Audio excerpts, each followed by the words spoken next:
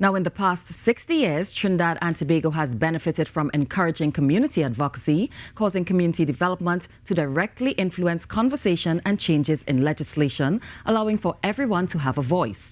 Journalist Ayanna Carter spoke to a community advocate who explained the past and future of the sector. This feature is powered by the National Gas Company of Trinidad and Tobago, at the forefront of energy.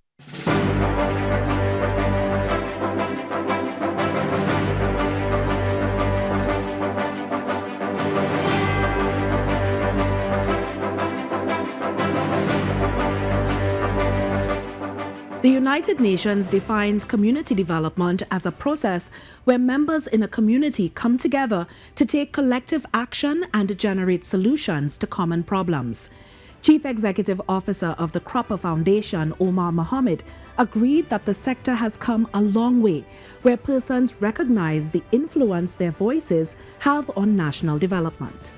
There are community development programs for any issue, from education and healthcare to poverty, domestic violence and homelessness, each uniquely poised to engage in activism, advocacy and provide technical input to influence legislation.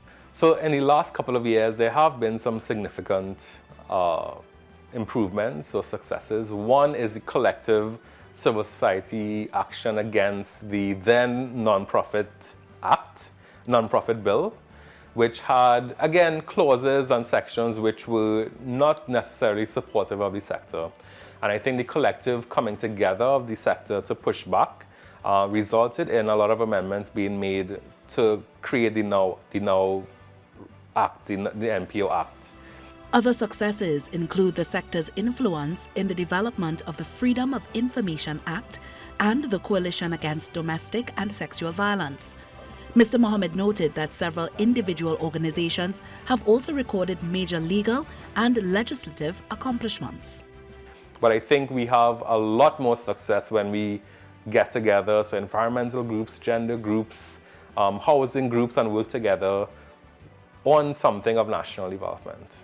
Mr. Mohammed acknowledged there is a lot more to be done going forward, and as the world evolves, so must the sector. One thing will probably continue, which is that civil society organizations generally are very adaptable.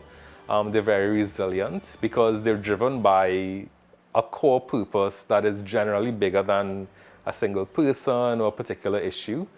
So I think no matter what happens, they would persevere. This feature was powered by the National Gas Company of Trinidad and Tobago, at the forefront of energy.